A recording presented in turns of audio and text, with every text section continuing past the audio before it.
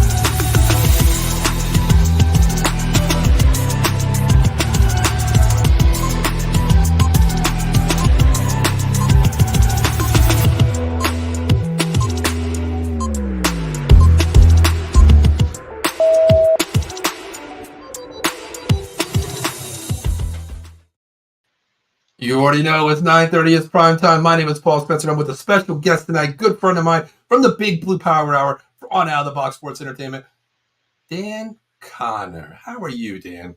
What's up, Paul? What's going on, man?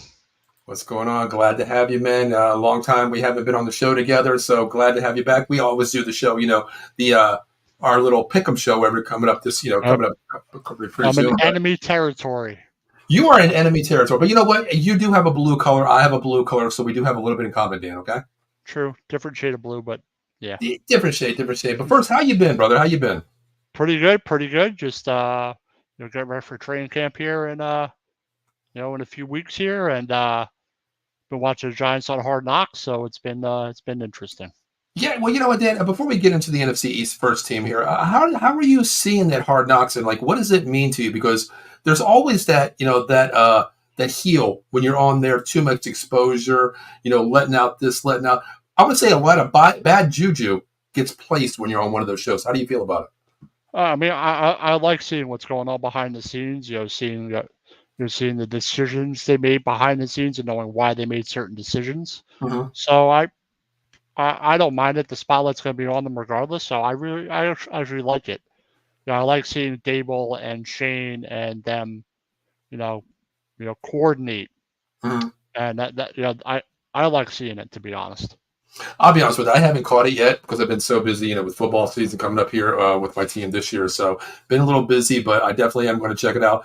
I actually like watching it and staying off, not social media, of course, but I like staying off, not listening to people talk about it. Yeah. And I like to watch it one episode, next episode, because I can't stand. Yeah, I can't stand watching one episode, hearing it all, social media, this and that, and then so many everything's going on. I like watching it straight through, but.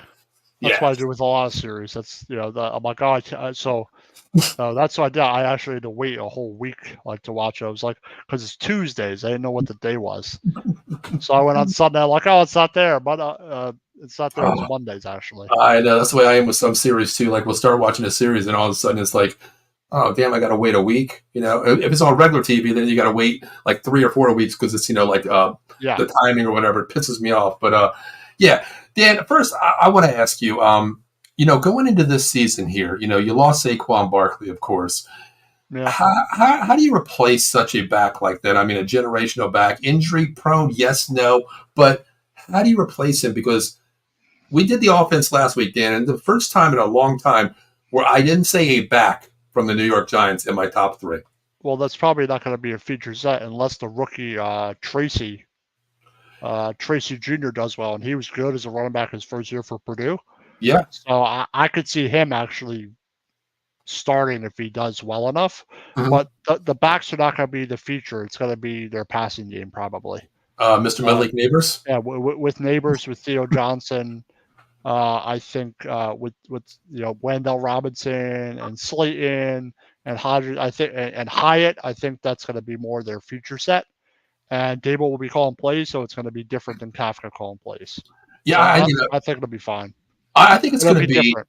Yeah, I think it's going to be. It all depends on that name called Danny Jones. Daniel Jones. And their offensive line, of course. Yeah, and that was one thing when we did the show last week. I didn't have any. I had Jingleheimer Schmidt maybe third rated. In the position last week when I did out of four of them, but it was really hard for me even to put Evan Neal in there, honestly, because it's an unknown because what his potential is, Dan. We know what his potential is, but he hasn't reached that ceiling yet, and it's very hard. He hasn't reached the ceiling, but I think that I want to see how the new coach. I can't place his name right now, but let's see if he can improve him, and that's the key. So we'll see. Do you think it's going to be a O-line just put together again this year? I mean, you have a little help this year, of course, but still, I mean, do you think it's going to be a revolving door like last year? I'd say at left guard and right tackle, possibly. If Andrew Thomas doesn't get hurt, we have a Luminar, he could play tackle. So if Neal can't play, he could play tackle. And they got some good depth this year, so we'll see what they could do. How do you feel about Runyon? I like Runyon. I do too. I think he's a solid pick for you guys. Better than what we had. I'd rather play him play next to Thomas. Yeah. But my guess is going to play him next to Neal because Runyon's experienced and he can help Neal. Having a good guard next to you helps. I agree with that. I agree with that one too, 100%. So we'll see how the offense goes. Yeah. It is what it is. They were winning with Barkley anyway, so it is what it is. That's true. That's true. How do you feel about your backup though, just in case? Because Danny really doesn't play a full season, Dan. How do you feel about that backup situation? Drew Lock, I have no idea. That's the thing. I have no idea. I don't know. I know he played well, like later in the season. He had that big win, but I really don't know. Yeah, that win against the Eagles was pretty nice. Of course, we don't like the Eagles here. Of course, that was a nice night for him. But yeah, I don't know I really don't even know what he is, honestly. And he's young, but he's a journeyman. He's been in the league for not a long time, but he would have to beat Jones out in camp and preseason, and with someone like Malik Neighbors, who changes the dynamic of our offense entirely. Very much. It's like just like when you guys got CeeDee Lamb, or when you get an impact receiver like that changes how you play. Mm-hmm. So, we'll see what happens. Agree. Yeah, I can't wait to see. I mean, you always keep your enemies close. I love watching the Giants, how they're, especially for this year, how they're molded together. I mean, you have the weapons there, Hyatt, and you have Neighbors there too. You really don't have to run the ball. I mean, if you're bad O-line, go 4 or 5 wide if you have to, and just chip off the end.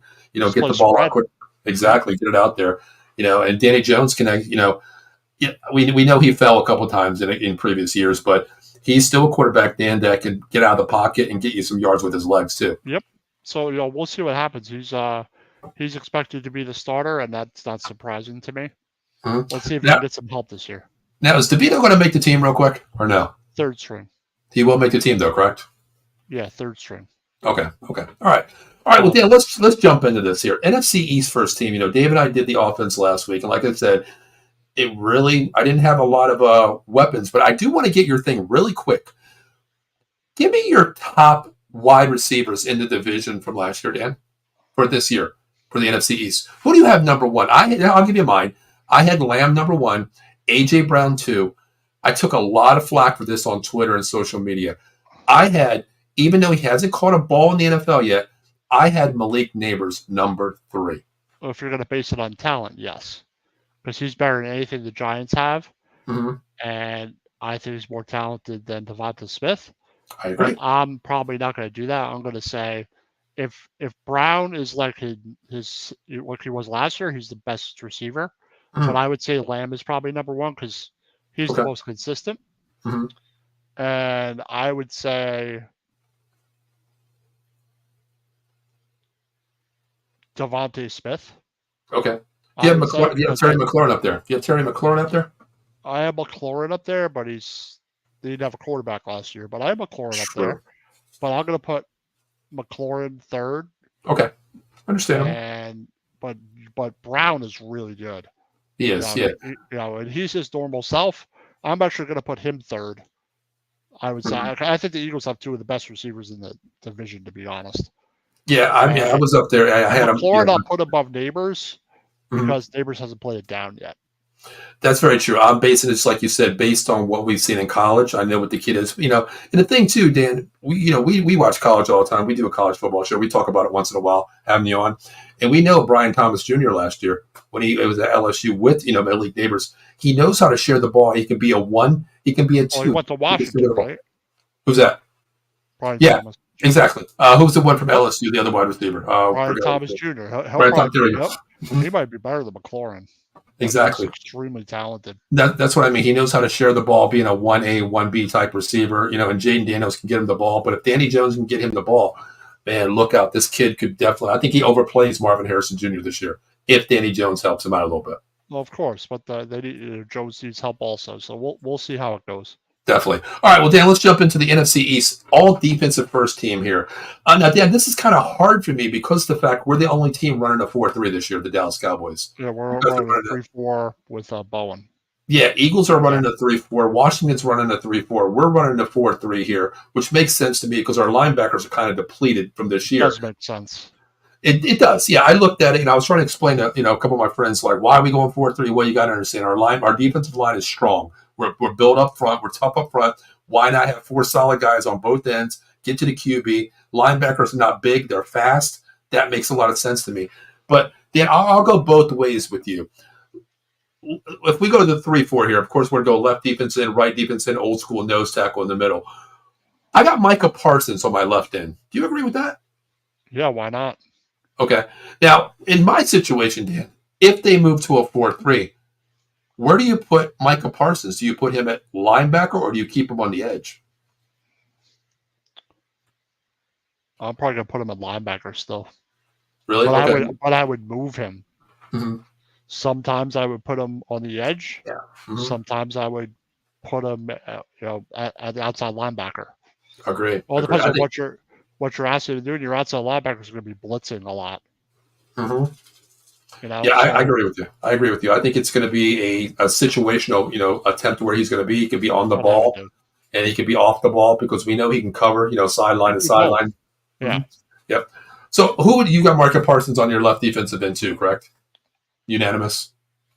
Yeah. Who else is going to be better than he is? But that's what I mean. Your outside linebackers. Well, let's go nose tackle. I'll let you go first because I think we're going to disagree here, but I'm gonna let you go first with the 3-4 nose tackle. Who would you put? Well, who's your nose tackle? I don't. Well, I'm talking about NFC East all around first team. Dexter Lawrence. I agree with you 100%. I have Dexter Lawrence as my. I'm not trying to be a homer, but no, Dan, I agree with you. I have pretty Dexter. Good, man. I have Dexter Carter there too. I kind of have him split though. Okay, if you guys are running 3-4, I'm definitely going to have him as my starter there.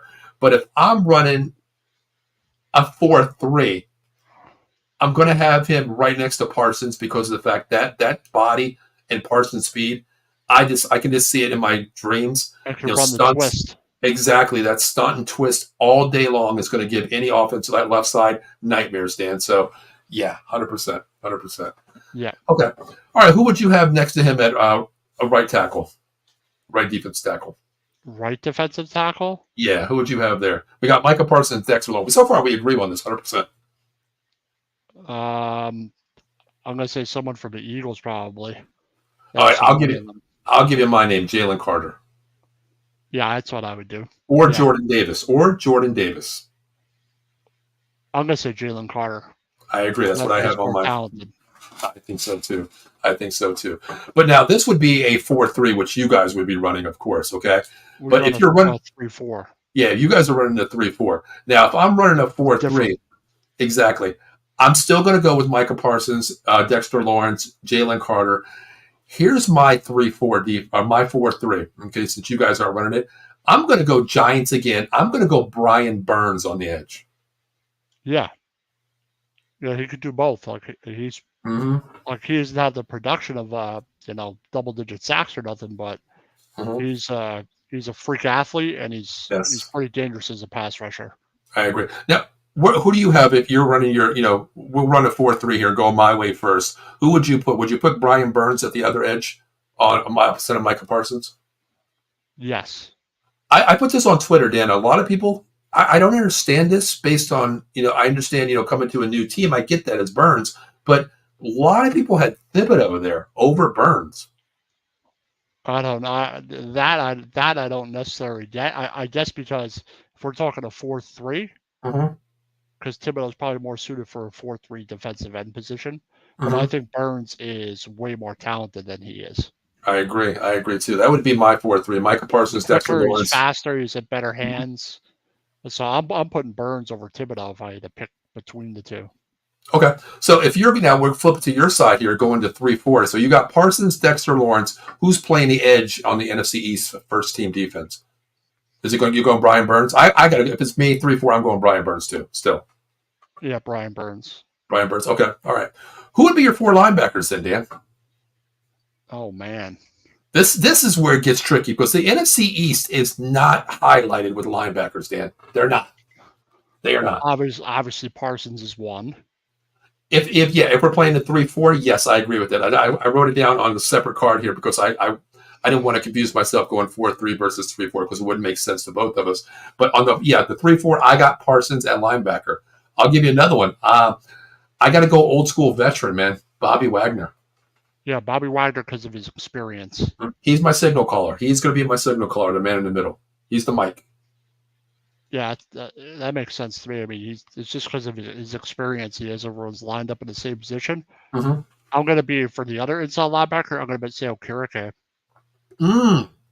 Really? Why would you put him? Why would you put him in though? He was one of the best inside linebackers in the division last year.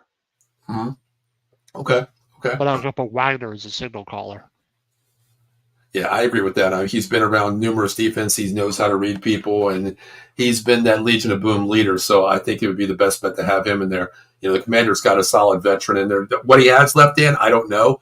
But I tell you what, he's a veteran that can make a presence with these young members of the Commanders. But who else would you put? Since we got Bobby Wagner, you got Okereke. Who else would you put?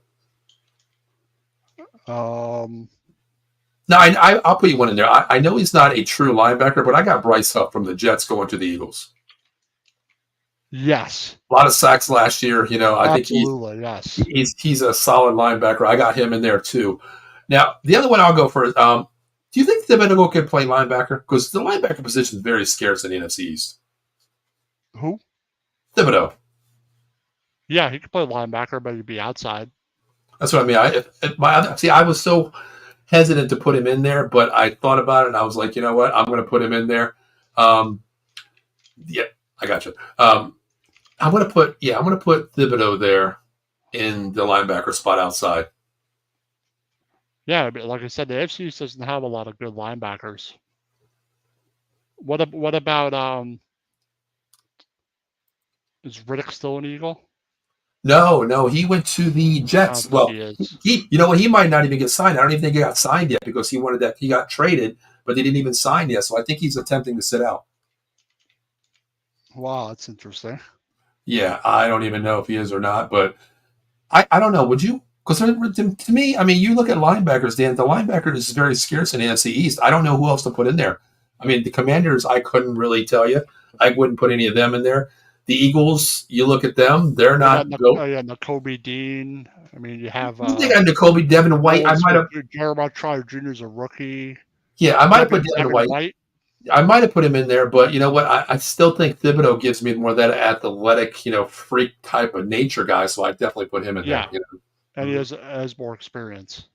Yes. So let's see. Well. So, do you agree with those 4 that I said, or do you want to flip yours around a little bit? I'm going Wagner, Bryce Huff, Thibodeau. Yeah, that's where I'm going to go. And I kind of agree with you with the Okereke situation because, like I said, it's very scarce, Dan. It really is. It is very scarce. So, any changes that you would make? Now, Bobby Wagner's the best linebacker Washington has, even though he's older. I don't think so. But I think Okereke's up there. I think obviously Wagner, Parsons, and Thibodeau. Okay. Yeah, I agree with you there. Now, this is where it gets kind of interesting to me because there's a lot of rookies could be starting this year, Dan. Where do you go in corners? I'll go Deron Bland number one. The way he played off of last year. Yeah, I would say so. The Eagles really struggled at that position, Mm-hmm. the quarterback position. Mm-hmm. The Giants also struggled, but I thought that Banks had an okay year, but I wouldn't put him in the top 4. Mm-hmm. Let's see. Would you put any of yours in the top 4? That's the question I want to ask you. That's what I wanted to ask you. I mean, Deonte Banks, maybe, but maybe. what is he, Dan? What is he, though? What is he? We don't know yet, do we? I don't know. He's also playing a different defense. If we're talking talent-wise, I think he's good, but I don't know if I would put any of them really in the top 4. I mean, based on what I've seen, he's in top 5. The way he played, I mean, he's a ball hawk. He's strong. You know, he can play physical 1-on-1. He could do that. But I would say Slay. Okay. This is what I had, Dan. I'm not basing it on last year. No, yeah, exactly. Last year was just a different story. You know, but I have Deron Bland number 1 as my one corner. This is where I have the name Darius Slay in my mind as right or left, 1A, 1B. I have Trayvon Diggs still there at 1-2. Still coming off the injury. I don't know what he is off injury, though, Dan. That's the problem. I mean, if you're going to base it off his career, then I'd say yes. Okay. You know, but like I said, the Eagles have a lot of young corners. And people that can play out of position, too. Cooper DeJean. You know? DeJean, they got Quinion Mitchell. They have Gardner Johnson, even though he's a safety. And I'm still kind of mad how bad Quinion Mitchell dropped, Dan. I really am. I'm so pissed off how far he dropped. You know, in that draft. Happens. How the best corner in the draft, basically, you know, coming out of college, and he just falls, and that's what the Eagles needed. You know what I mean? Like it's always like that. Like yes, if you don't pick a player, then the Eagles take that player. Like, oh man, great. And then on the opposite side of us, Dan, you know, we're sitting there. Yeah, on the opposite side of the Cowboys, we needed a true right tackle and a true center. We drafted out of position to play that position, you know. So it kind of fell to us because Jackson Power basically fell to us, Dan. And you know how high we were both on him. And then during that draft, when they passed on, I'm like, I think I broke my table that night during that live draft, Dan. I was how pissed off I was, you know. But yeah, how do you go with the centers? I mean, the safety here, Dan. I hate saying this, but I have 2 Eagles as my starting safeties. Well, Gardner Johnson's got to be one of them. He definitely is, and I got to read Blankenship. That makes sense to me. It's not going to be Belton. No, it's not going to be the rookie for the Giants, Tyler Nubin. What about Jalen Mills? What would you put Jalen Mills? I mean, no, I like Jason Pinnock better than Mills. Pinnock, okay. Who played well for us, but our best safety is talent-wise probably Nubin and Belton. Wow. But I wouldn't put them in the top. Right, to be honest. I agree. Not in the NFC East. Yeah, because the Cowboys can't. I mean, Donovan Wilson, he's a great hitter, but he's not a solid guy. Malik Hooker, you know, older guy, you know, he can't keep up with these wide receivers. He can, but he has to have that help on top, and I don't think he is. The Commanders, Jeremy Chin, maybe. I mean, he's a veteran. Maybe Jeremy Chin, but I got to go with the Eagles here. I got to go Blankenship. And my honorable mention, he hasn't played it down, which I like the rookies, is Cooper DeJean playing safety or corner. Yeah, DeJean is very flexible. He's a rookie, right? Yes. Mm-hmm. Yeah.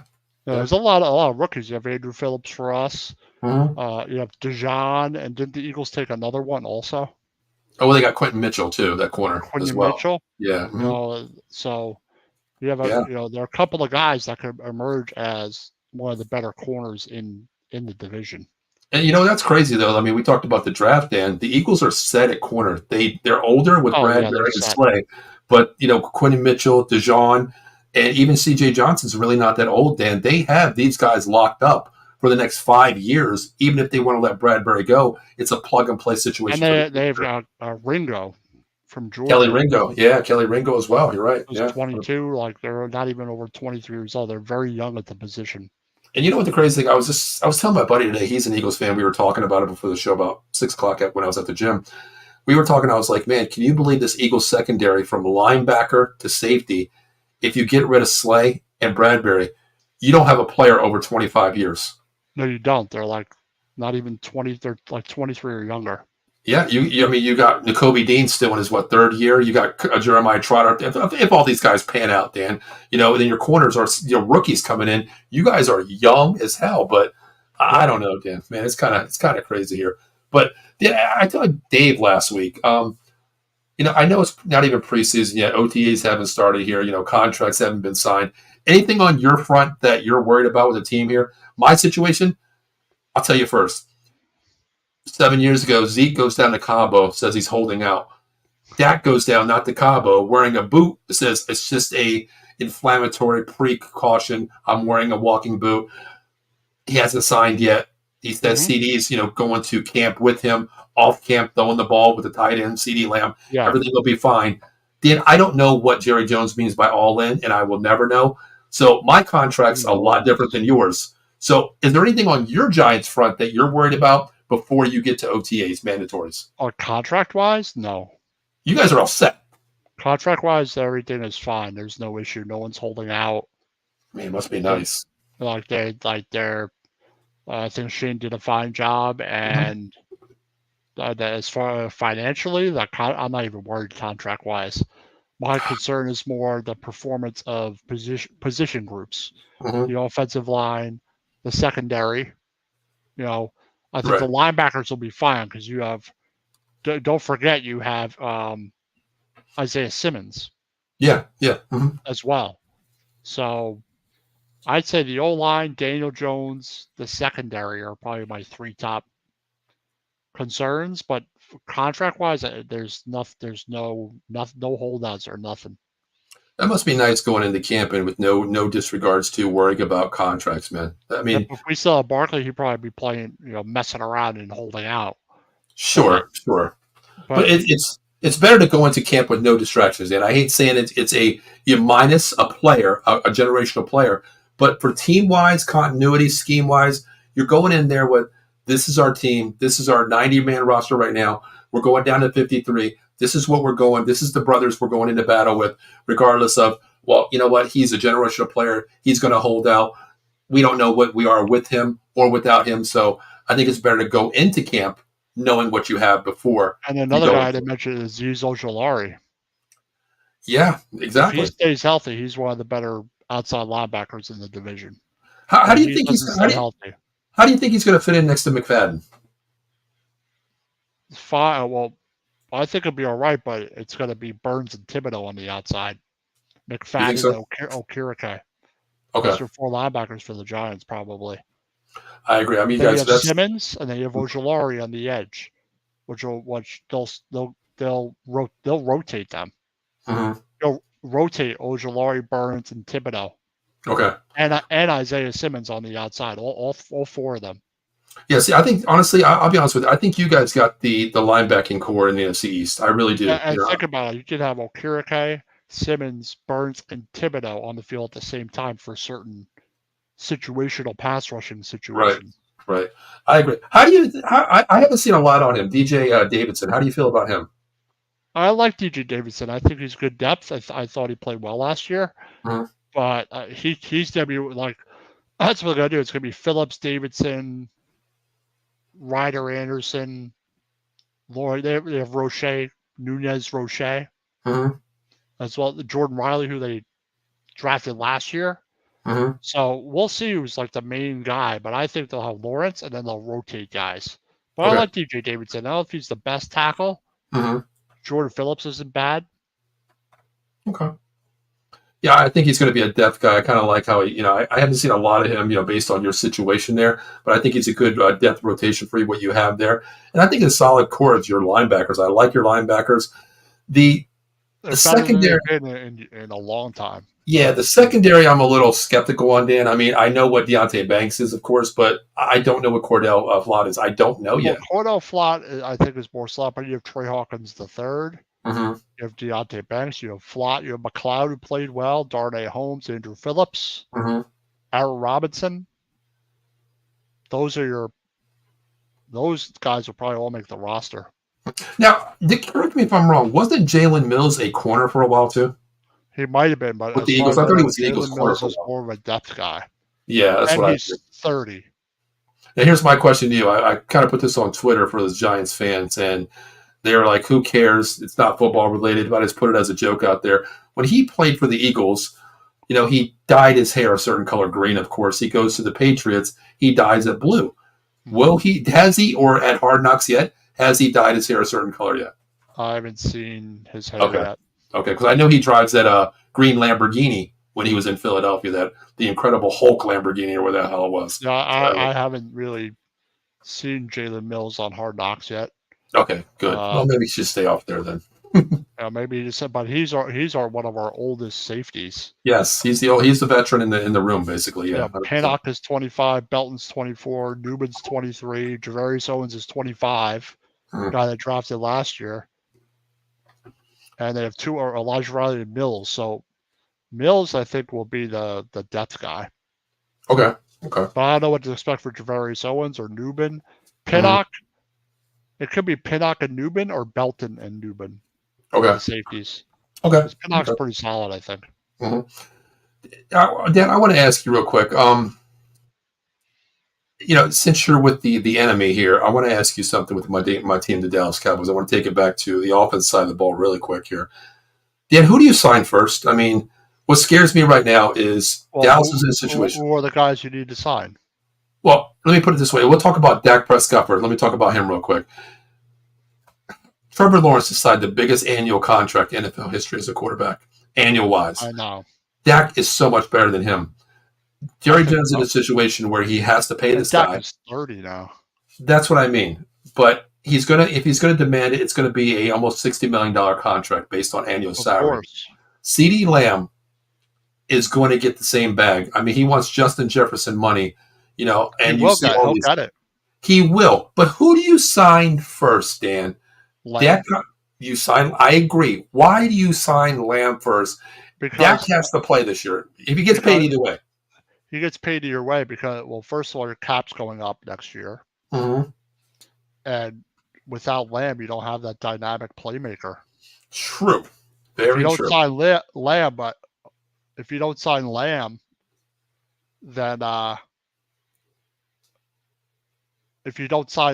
then who's your weapon? Nobody. Brandon Cooks. Tolbert. It's like, take Neighbors away. Like Neighbors hasn't done anything, but take McLaurin away. Take your best guy away. He's your best. Sure. He's probably your best offensive player. I'm not going to say Dak has played bad, but he's your CeeDee Lamb's your difference maker. I agree with that. See, I was telling even Dave last week we were talking about it. He said you got to sign Dak first. I said I completely disagree because regardless of what he does this year, he balls out. He's going to get the bag next year. We know that. You have to roll the dice on this one, Dan. You have to go ahead and sign CeeDee Lamb. He's a generational talent, 1A wide receiver totally in the NFL. You sign him now to a 5-year deal, mostly guaranteed, right below Justin Jefferson money, right below him. Then you let Dak play out this year because if you can't cut him, you can't trade him, you can't franchise him. He's guaranteed $59 million cap this year as it's hitting us at a dead cap of $66 million. Yeah. But here's the thing. You roll the dice. You know what? Hey, you get to the playoffs. You have a bad year. Contract's up. We don't think you're the right answer. We go a different way. A lot cheaper. Rebuild, yes. But if he balls out, Dan, good God. Can you imagine the 5 Brinks trucks showing up to Dak Prescott's house if he balls out next year? Yeah. So you do what you have to take the chance. I'm going to roll the dice as a betting man. I'm just going to roll the dice with CeeDee Lamb and say, Dak, here's the deal. Bank on yourself. So many quarterbacks are banking on themselves player-wise. Bank on yourself. Show me what you do. I know what the gentleman's handshake, Dan, between you and I is totally fine, but we're talking Jerry Jones handshake. That doesn't mean shit. That doesn't mean anything. That Jerry Jones handshake, I'm going to make you the highest paid player in NFL history for the next 2 or 3 years, so nobody's going to top you. Handshake. If I'm Dak, I'm saying, yeah, I've heard that before with you, Jerry. So I don't know what to do. I have to sign Lamb first because next year you sign Lamb this year, Dak balls out. You got 2 big contracts. One of the top 3 quarterbacks in the NFL, Dak. and you got a number one Micah Parsons need to be signed too. Yeah. So I don't know where to go, Dan. I don't know where to go. I don't know. So Dan, real quick, where do you have the division falling next year based on before OTAs here? Who is your top team winning division? The Eagles. Eagles, what kind of record do you think they have? 12-5. 12-5. Okay. 6. Wow, really? Okay. Who do you have 2? Probably Dallas. What's their record? 10-7. Okay. No, this is where I wanted to ask you. Number 3. I have no idea. Could be us. Could be Washington. What would make you number 3 over Washington? Neighbors. Okay. I don't know. I'll say the Giants, but Okay. The Daniels could be way better than Jones. Also, It's tough. It's really tough to say, to be honest. Exactly, I agree. Adam, checking in. What's going on, Adam? Adam's one of the hosts of the Atomic Drop every Saturday night at 10 p.m. You can check him out if you're a WWE fan. Check that out. The Atomic Drop podcast on Outlaw Sports Entertainment, Saturday, 10 p.m. What's going on, Adam? Adam's an Eagles fan. He just wanted to hear about the primetime teams, the Giants and the Cowboys, so he wanted to check it out. But yeah, I agree with you. I think the Eagles are not. I don't want to say cream of the crop of the division, Dan. They still have. They don't have the holes to fill, but they have the shoes to fill. Let's put it that way. You know what I mean? They have the roster. On paper, yes. I hate saying on paper because Dallas on paper every year top 3 team, both sides of the ball. This is going to surprise you. I think it all falls down to Jaden Daniels and Cliff Kingsbury. The identity of the unknown. We don't know what Jaden Daniels is. We've seen him in college. No idea. Kingsbury, we know he loves playing with quarterbacks with a spread here, and it's all going to fall down to him. I'm going to put Dallas 2, and I'm going to have this year, Dan. I'm going to give a bold prediction here. I think every team in this year's division goes over 500 in the NFC East. Maybe. Because I think a lot of teams split. I don't think there is a genuine, sweep. I think it's going to be a gentleman's sweep, basically. 1-1 here. I think you guys are going to split with every team. I think the Eagles do it. I think we do it. Washington does as well. That's 4 losses right there. So I think it's going to be everybody's going to be. I think everybody's going to be a 9-8, Dan, and I think you guys finish. Man, it really depends on Daniel Jones and the offensive line. And then with Washington, it feels that Jaden Daniels, what is he? They have the weapons, Dan. Austin Eckler, Brian Thomas, they and McCaffrey for that wide receiver too. They have the weapons, but it all falls down to rookie play. Not with you guys though. But yeah. But Dan, before we get out of here, man, we're going to keep it a little bit short tonight. Dan, what do you have going on with your podcasting, brother? Just Big Blue Power Hour this week. I'm not sure what time Friday though. Okay, when's that on? It's Friday, correct? Friday, but I haven't. I don't know the time yet. All right, there we go. There it is right there, the Big Blue Power. Let's go, Big Blue. Big Blue Wrecking Crew. There it is with Evan and Dan. Check them out. Make sure you check them out also on Twitter, Facebook, YouTube, Twitch, everywhere. We'll keep you updated as well. And, guys, coming up in the next 3 to 4 weeks here, we broke down the offense and defense this week. Dave and I did the offense last week. We're doing the defense here with Dan and I. In the next 3 weeks, we're going to bring you something a little bit different. Here in the NFC East, we have all shows covered. We have an Eagles show. We have a Commander show. Jan does the Giants show. I do the Cowboys show here at the network. So I came up with a little thing with the Cowboys here. And, we are friends, but we are enemies as well. So come up in the next 3 weeks. You got to check this out. The 215 Boys on Outlaw Sports Entertainment. I cloned this. Keep your enemies close. On July 17th, I have Joe Sullivan joining us from the Sully Squad. Of course, that's the Eagles, talk. But July 24th, I have Steve Loftman, the host of the Commander's Gridiron. And July 30th, I'm going to have Dan Connor back in here so we can talk more about this rivalry between Dallas and the Giants. So, Dan, you got to keep your enemies close, right? Yep. I mean, I want to know more about your team than, anybody else out there. And a lot of people, Dan, do you ever get those people say, I can't believe you watch the Cowboys. I can't believe you watch the Eagles. I can't believe you watch the Commanders. Well, they're playing each other usually. Oh, okay. Well, I have to watch it because I want to know what the X and O's is, of course, because I don't get to watch all of it, honestly. So I want to know what you guys are talking about, what you see, because when you hear a person that covers them 100% and you hear their explanation, their thoughts, their opinions, about their team, it goes a long way because it opens up your eyes to see what you see versus what they see. And 99%, they're pretty much right. You know what I mean? Yep. Yeah. So, Dan, before we get out of here, man, anything you want to tell us out there? What's going on? Anything you got coming up? Anything, about life? But first, I want to say happy belated 4th of July, man. I didn't get to talk to you during 4th of July. Yeah. I know you guys are going through a heat My wave. birthday's Friday. I know that, Dan. I can't wait to out of the box might put something together for your birthday. Yeah, it's my birthday. Yeah, somebody put on Out of the Box Sports Entertainment when I turned 53 last month. Somebody put on there, congratulations, the old senior citizen of the network. I wonder who did that. Yeah, okay. I woke up and I was like, oh, senior citizen. Okay, I gotcha. All right, Dan, you ready to get out of here, man? Yep. All right, guys. Once again, you can check Dan Connor. Thank you for joining us, Dan, on Big Blue Power Hour every Friday night, 8 p.m. Usually, Dan, correct? Somewhere in there? Yep. Okay. Yep. Please, make sure you follow us on Out of the Box Sports Entertainment, Facebook, YouTube, Twitch, Twitter for all the upcoming shows, live shows always. And guys, if you want to start your own show, please reach out to myself, Dan, Ken, Steve, Joe, one of the hosts on the network here. We're on Twitter, Facebook.